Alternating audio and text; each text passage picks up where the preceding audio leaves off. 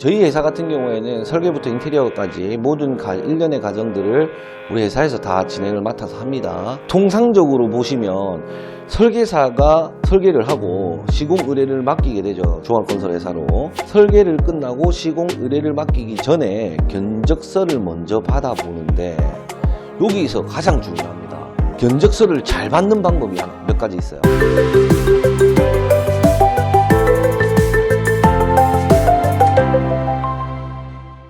자, 안녕하십니까. 미치야 미친다 강성현 아큐노TV 박대표입니다. 반갑습니다.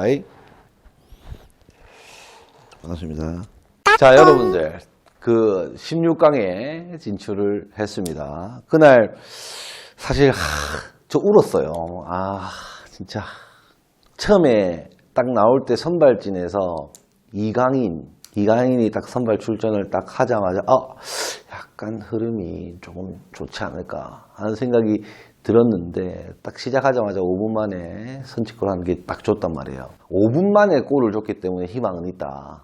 그래서 우리가 조금 희망을 갖고 쭉 진행해 오다가 그 후반 30분쯤인가 33분으로 내가 기억을 하는데 황소희찬 형님께서, 형님 맞나? 황소희찬이가 나왔죠. 저번에도 우통 까가지고 옐로카드 먹었거든요. 요번에 또 옐로카드 먹기를 바라면서 딱 느낌이 쉐야이야가 한 골 넣겠다 하는 딱 느낌이 딱 오더라고. 이게 희차이가 한 골 하겠는데 느낌이. 로스타임 딱 시작하자마자 소니께서 스프린트 하기 시작했죠. 팍 이제 한 70m를 달리다가 그 잔발 잘 치더라고. 소니가 잔발을 잘 치더라고. 이게 쭉 치고 가다가 다다다다닥 잔발 쳐가지고 딱 보고 가랭이 사이로 알까기를 탁 하면서 우리 황소희차이가 하면서 이렇게 한 골 넣었단 말이죠. 그때 울었잖아. 울었습니다. 그러고 나서 이겼다. 제발 우루과이 하고 있어 전부 다. 아마 온 국민들이 그랬지 않았겠나 하는 생각이 들어요. 바로 우루과이 가나 TV 돌렸거든요. 우루과이가 마지막에 총공세를 하는 거지. 엄청 계속 골 넣으려 하는 거지. 근데 골 못 넣어가지고 우리가 16강에 올라가게 됐습니다. 그래서 가나 초콜릿 바로 다음날 가나 초콜릿 한 먹어주고 가나한테 고맙더라고. 자, 그래서 저희가 16강에 올라갔다라는 거예요. 박수. 16강 올라가면 빨간 티 입고 촬영하고 싶다고 하셨잖아요. 그래서 빨간 티 준비했습니다. 입으시면. 내가 이걸 입겠다고 했다고? 네. 내가 이걸 입기로 했다고? 네. 이거를? 이게 내한테 작다. 이걸 입으라고? 작은 거 아닌가?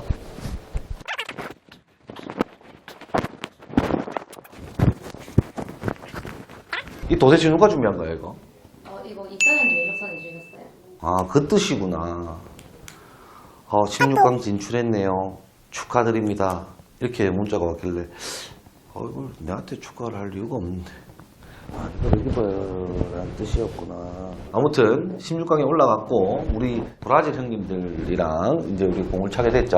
미리 주눅들 필요는 없다라고 저는 생각을 해요. 자, 그래서 오늘 아마 축구할 건데 저는 저녁 한 8시쯤 자려고요. 8시쯤 자고 새벽 4시에 일어나서 밤새는 건 조금 아닌 것 같고 그때 한번 축구를 보려고 합니다.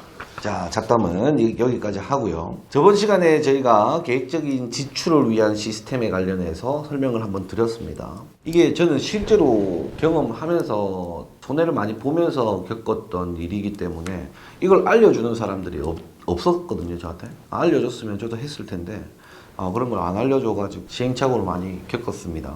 그래서 저번 시간에 내가 2가지를 알려드린다고 말씀을 드렸었거든요.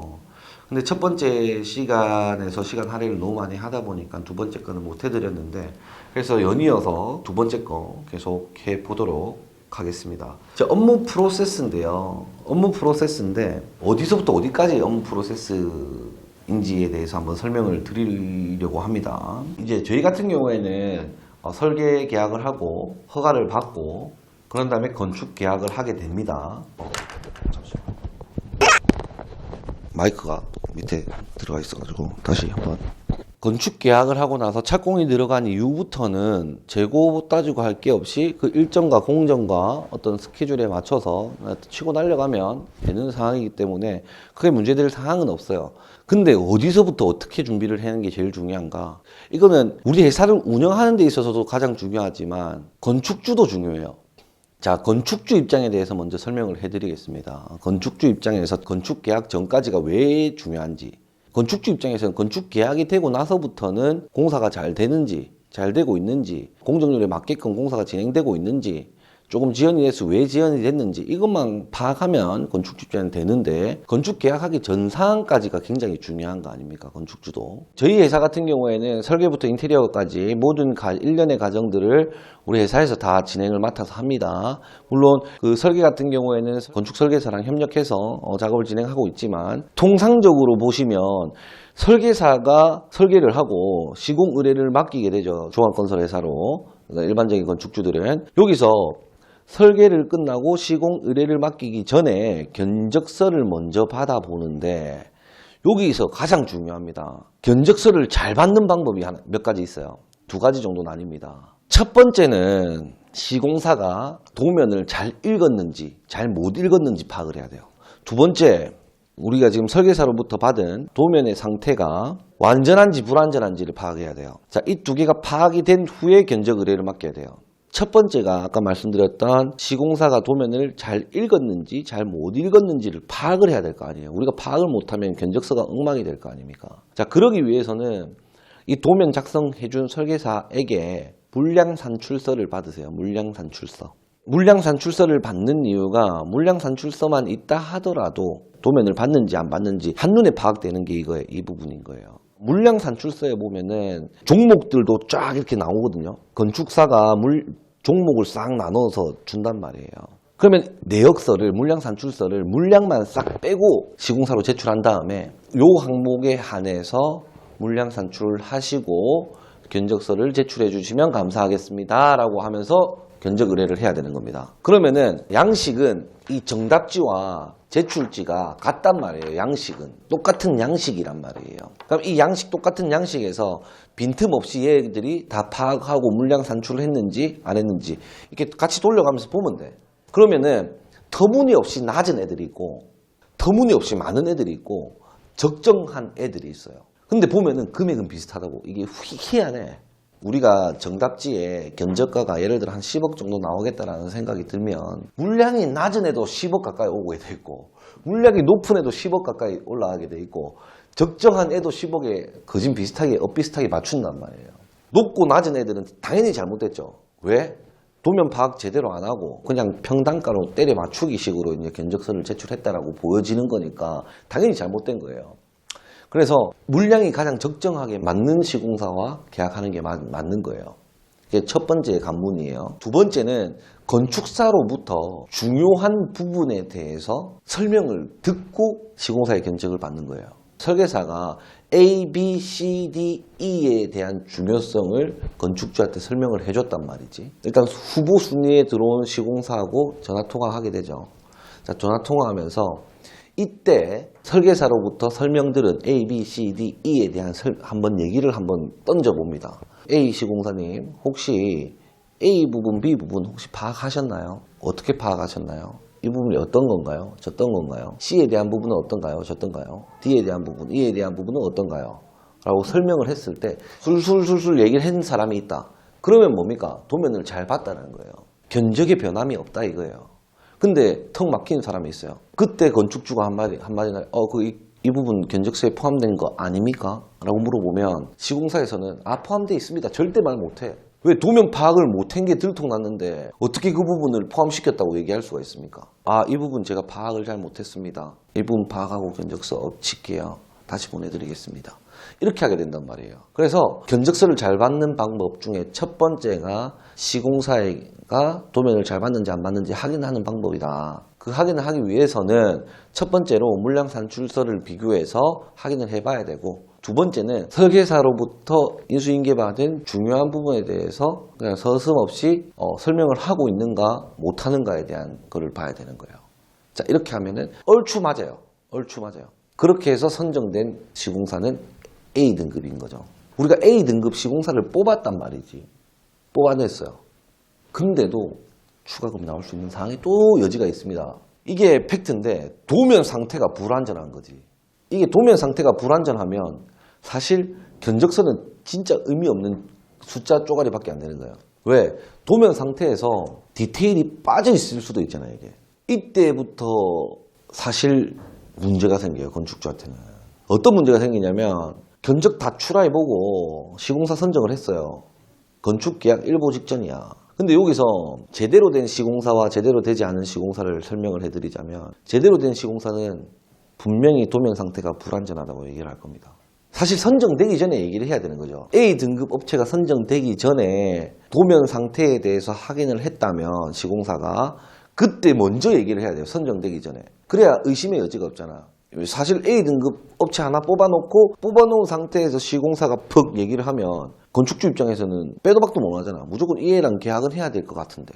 그 뒤에서야 이제 얘기하면 어떡합니까? 이렇게 된다고요. 근데 만약에 여기서 견적이 높은 사람, 높은 시공사 중에 이런 얘기를 하는 사람들이 있을 수도 있어요. 도면에 이것 빠져 있습니다. 저것 빠져 있고 이것 빠져 있습니다. 이렇게 하면 기술적으로 하자가 생깁니다. 뭐 이렇게 하면은 누수가 생길 수 있습니다. 또는 결로가 발생할 수 있습니다. 등등 그 시공사만의 기술력으로 그 도면을 해석해내는 업체가 있어요. 단가는 높은 데지. 그런 걸 얘기해주는 업체가 훨씬 더 좋은 업체예요. 시공사예요.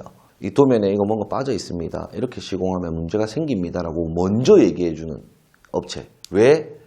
계약이 될지 안 될지도 모르는데 먼저 얘기를 해주는 거니까. 그런 부분들을 케어하기 위해서 건축주님 앉아보세요. 뭐 이런 부분이 문제가 되기 때문에 이런 부분까지 포함한 견적서입니다. 라고 했을 때는 사실 비쌀 수밖에 없지. 그 아까 뽑았던 A등급 업체가 이 부분 하자가 있어서 나중에 문제가 있으니까 이렇게 해야 됩니다고 했을 때 추가금이 나중에는 빼도 박도 못 한다니까. 이게 건축하는 데 있어서 사기를 맞거나 건축하는 데 있어서 추가금이 너무 많이 나와서 힘들어하거나 건축 한번 하면 사람 늙는다거나 이런 얘기가 나온 이유가 이게 애매한 선에서 계속 놓여져 있어요. 이게 먼저인가 저게 먼저인가. 도면이 완벽한지 완전한지 불완전한지에 대한 확인이 시공사로부터 확인을 할 수밖에 없거든요. 근데 우리가 공사할지 안 할지도 모르는데 도면이 완전한지 불완전한지에 대한 검토 후에 시공사가 그걸 언급하기란 사실 쉽지 않죠. 그 도면 파악하는데도 일주일 이상 걸릴 수가 있는데 오히려 규모에 따라서 뭐 1주, 2주가 될 수도 있는데 그걸 다 파악해서 건축주한테 얘기를 해준다? 계약도 하지 않았는데? 사실 애매하죠, 이게. 사실 설계사도 몰라, 이게. 설계사가 놓치고 지나가는 경우가 많단 말이에요. 왜? 설계사의 경우에 시공적으로 디테일한 부분에 대해서 조금 놓칠 수가 있단 말이에요. 경험상. 그래서 이제 시공사가 도면을 잘 받는지 안 받는지에 대해서 먼저 확인을 해봐야 된다고 제가 순서를 바꿔놨던 건데 첫 번째는 사실 완전한지 불완전한지 먼저 확인하는 게 맞아요. 근데 이게 사회 현실적으로 그게 불가능하단 말이에요. 그래서 시공사가 도면을 잘 받는지 안 받는지에 대한 확인이 먼저 필요한 거예요. 도면 상태가 완전한지 불완전한지에 대한 거는 일반인들은 절대 알 수가 없어요. 건축을 하고자 하는 사람은 절대 알 수가 없어요. 기술적인 부분에 있어가지고는 알 수가 없기 때문에 완전한지 불완전한지에 대해서 시공사가 알려줄 수밖에 없는데 예를 들어서 여기 지하층에 물이 결로가 생기지 않을까요? 계단을 만들어야 되는데 뭐 이렇게 시공한 후에 계단을 만들면 비가 셀까요? 안 셀까요? 제대로 된 시공사는 그 부분에 대해서 얘기를 해준다고 그랬죠. 그러면 그 부분에 대해서 설계사한테 도면을 작성해 달라고 하세요 라고 합니다. 그게 디테일 도면이에요. 이렇게 시공을 했을 때 문제가 100% 생기는데 이렇게 했을 때 문제가 안 생긴다고 한다면 그 부분에 대한 디테일 도면을 달라고 좀 하세요 라고 시공사에서 얘기를 하고 그 내용을 메모해서 설계사한테 얘기를 해야 되는 거예요. 이쪽 부분 저쪽 부분 이쪽 부분이 도면상 설명이 좀 더 필요하다고 얘기를 합니다. 또는 디테일 도면이 필요하다고 합니다 라고 얘기를 해서 설계사한테 도면을 다시 재취합받아서 다시 도서를 제출해 달라고 한 후에 견적을 또 받아야 돼요. A 견적서는 싹 다 받았잖아요, 우리가. A 견적서에서 추려낸 게 5개 업체가 남았어. 이 5개 업체한테 B 도면을 다시 주는 거예요. 추가적으로 해야 되는 도면이에요. 주고 그 견적도 한번 다시 비교를 하는 거죠. 그러면은 이 순서가 달라질 수 있어. 처음에 A 도면만 가지고 견적을 받았을 때는 1등부터 5등까지가 순서대로 1, 2, 3, 4, 5 순서였는데 디테일 도면을 다 취합해서 B 도면을 제출하니까 5등 했던 애들이 1등 할 수도 있고 4등 했던 애들이 1등 할 수도 있고 3등 했더니 2등 할 수도 있는 그게 순서가 확 바뀌게 되는 경우가 또 생기게 됩니다. 자, 이 부분에 있어가지고 문제가 많죠. 사실은 우리나라 건축법이 이게 문제가 좀 많아요. 왜냐면 건축주가 당할 수밖에 없는 시스템에 놓여져 있어요. 일본 같은 경우에 예를 한번 들어볼게요. 일본 같은 경우에는 견적서를 받을 때 시공 디테일에 대한 도면을 제출하게 돼 있어요.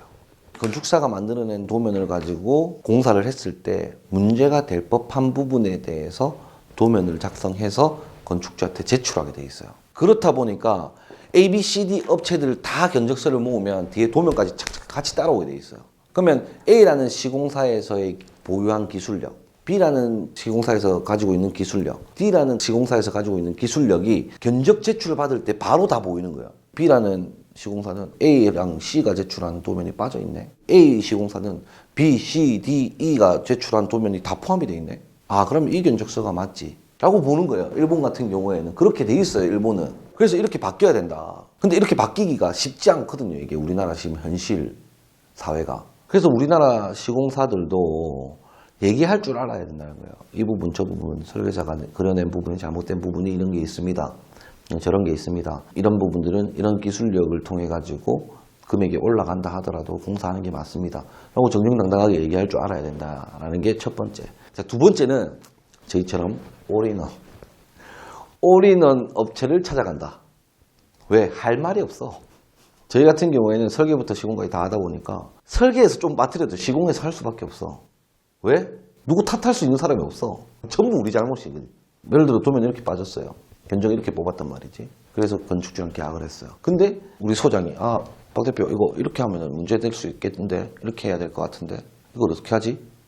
이렇게 얘기할 때가 있다고요. 그러면은 일반적으로는 이 부분 잘못됐으니까 건축주한테 얘기해서 설계 도면 받고 취합해서 이거 추가금 잡자 이렇게 한단 말이에요. 우리 소장들도 처음 들어오면 헷갈려 하는 거지. 추가금이라 생각하고 올렸는데 그 추가금 아니니까 빨리 그냥 하면 됩니다. 왜? 우리 잘못이니까. 우리가 설계했으니까. 우리가 설계 도면 잘못 그려냈다고 우리 스스로 우리 얼굴에 침 뱉을 수 없잖아. 그래서 그런 부분들을 제가 감내하고 가다 보니까 이윤이 많이 안 날 때도 있었어요. 근데 지금은 다 잡아내죠. 도면을 엄청 꼼꼼하게 칩니다. 만약에 올인원 회사를 못 찾아가게 된 경우라면 먼저 말씀드렸던 견적서 잘 받는 방법을 통해서 견적서를 받아내시는 게 가장 이지방입니다.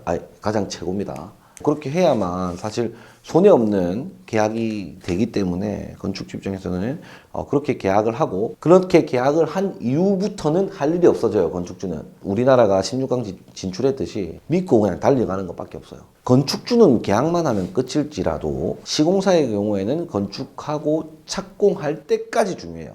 그래서 착공 전까지 계속 계획을 짜고 계획을 짜면서 실행을 잡아내면서 공사에 들어가야 된다라는 건데 이것까지 설명을 하려고 하다 보니 이번 이 시간에도 너무 많은 시간을 할애해버렸다는 거예요. 빨간 옷 입은 것도 까먹었다 지금.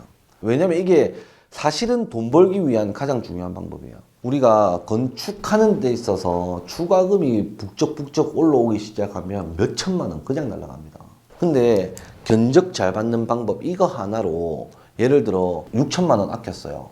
1년 연봉 아낀 거예요. 그거. 추가금 안 나오게끔 돈을 아끼는 거는 사실 돈 버는 일이 아닙니까? 맞죠? 쉽게 예를 들어서 또 축구랑 예를 들어 볼게요. 요번에 포르투갈전 11대 11 축구는 11 아닙니까? 11명씩 공을 차잖아요. 근데 우리는 11명 대 11명 공을 찼지만 우리는 12명이었어. 호날두가 있었기 때문에. 보기에는 11대 11이었는데 우리는 12대 10으로 공을 찼단 말이에요. 호날두는 한 골도 못 넣었지만 본인 한 골 넣은 거랑 똑같단 말이에요.